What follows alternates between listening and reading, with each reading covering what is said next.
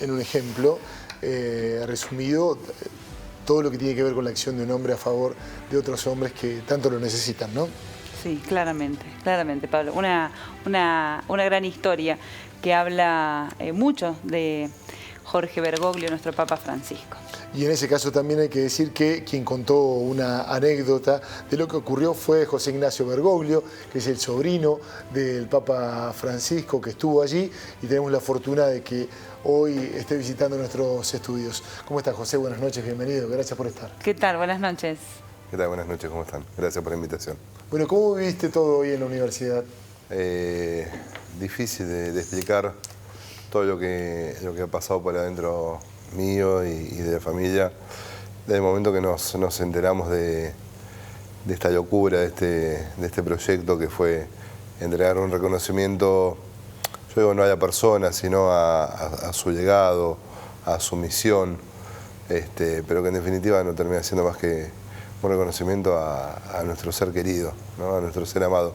Así que ha sido complicado. En estos días, hablando, hemos padecido el quiebre de voz innumerables veces y hoy se nos ha quebrado la voz junto con el padre Carlos cada vez que se quebraba él mientras exponía, y fue muy emotivo. La verdad que fue muy emotivo. Todavía tratando de asimilar todo, ¿no? Pero emotivo. Bien. ¿Cómo es la relación familiar con Jorge Bergoglio, el Papa Francisco? Jorge es el mayor de 5 hermanos, entre ellos mi mamá, que es la menor de los 5 hermanos.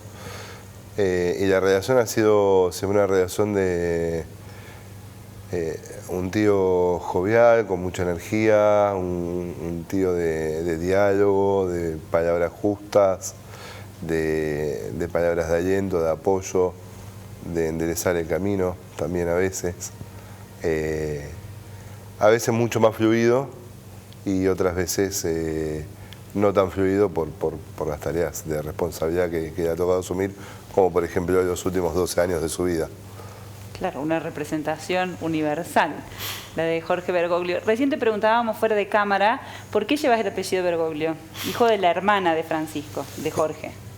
Hoy justamente lo contaba en el auditorio y me parece que fue el momento exacto para empezar a hablar de algo que tal vez obviamente entre mi entorno más íntimo se sabe y un poquito más allá también, pero la verdad es que mi papá me reconoció cuando nací, estuvo un tiempo con nosotros y se fue. Lo fui a buscar 2 veces y las 2 veces lo encontré y recibí evasivas. Y entendí en ese momento que en realidad, más allá del apellido, que obviamente es parte de mis raíces y mi origen, no me ha convertido en la persona en la que soy. Lo noté en ese momento y lo sigo sosteniendo. Y por eso en aquel momento, hablando primero con mi mamá y después incluso con el tío, que eran los dos que quedaban con vida, porque lamentablemente ya Marta, Oscar y Alberto ya habían partido, les planteé esta inquietud que estaba cruzando por mi cabeza. Ya me había tomado el trabajo de investigar y averiguar antecedentes y precedentes para la justicia. Inicié el trámite y algunos trámites son lentos, así como este, que empezó antes de Francisco y tuvo su final una vez que Francisco salió por ese balcón en el Vaticano. José, te pregunto por una cuestión, tanto cuando lo conocíamos por el padre Jorge, como cuando ya se transformó en el Papa Francisco, la figura de él, por ser un hombre comprometido, siempre se prestó, un poco más, un poco menos, para los tironeos de la política. ¿Cómo viven ustedes como familia? ¿Cómo lo viven después de eso? El argentino tiene una particularidad y es esto, se presta a estas cosas. Ha sido parte de las miserias de la política, pero también ha sido parte de la miseria de la sociedad en sí, en cada uno de sus componentes.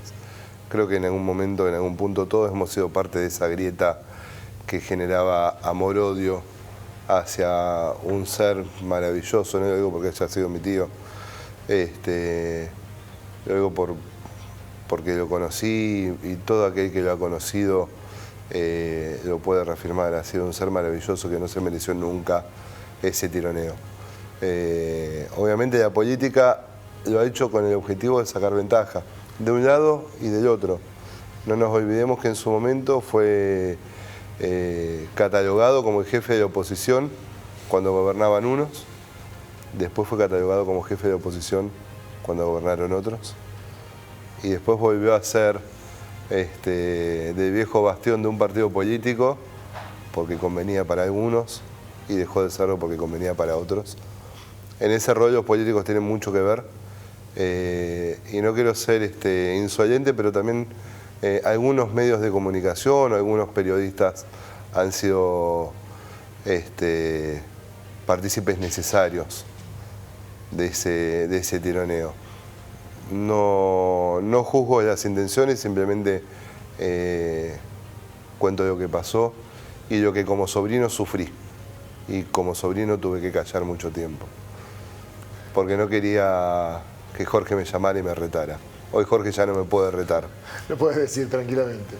Bueno, siguiendo esa hilación, una de las cuestiones que siempre, bueno, todavía se debaten para quienes es importante, es que no vino como papa a la Argentina.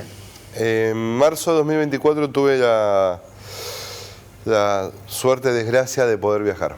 Tengo suerte, desgracia, porque el motivo original del viaje a Europa fue casualmente la última voluntad de un entrañable amigo que nos dejó en julio de 2023 y dejó a sus amigos y familiares la enorme responsabilidad de encargarse de que yo pueda ir a rezar a donde sus restos descansan.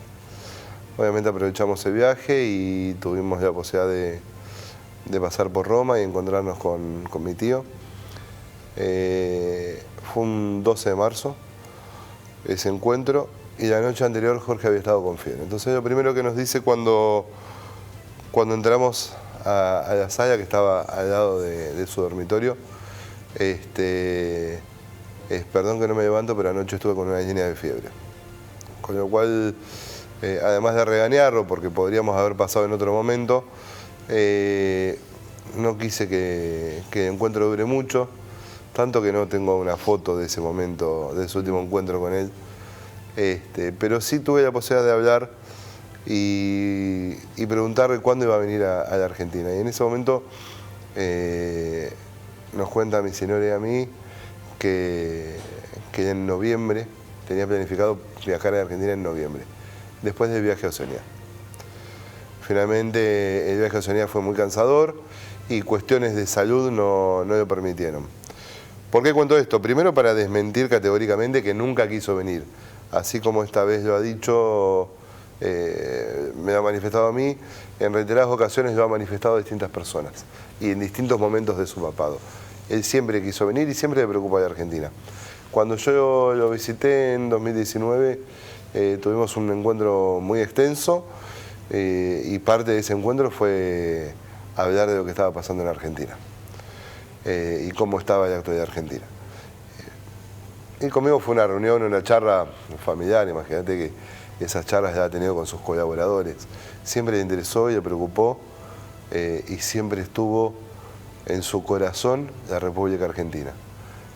Amaba profundamente a la Argentina, extrañaba a la Argentina, extrañaba a su querido pueblo de las villas de Capital, que tanto iba los fines de semana. Extrañaba a su única hermana viva, que nunca más la volvió a ver. Extrañaba a sus sobrinos. Todo aquel que diga que Francisco no quiso venir, no conoció a Francisco, pero tampoco conoció a Jorge. Es una absoluta mentira. Bueno, y en términos personales de tu relación con él como tío, vos como sobrino, ¿qué nos podés contar de cómo era esa faceta que nadie conoce de Francisco? No, Jorge era un ser humano maravilloso, muy, muy humano, tan humano que, aunque no lo crean, decía malas palabras. Lo vean tan correcto, pero hacía chistes de humor negro, así decía malas palabras, te retaba, te tenía que retar, reteaba. te tenía que aconsejar, te aconsejaba, te tenía que ayudar, te ayudaba.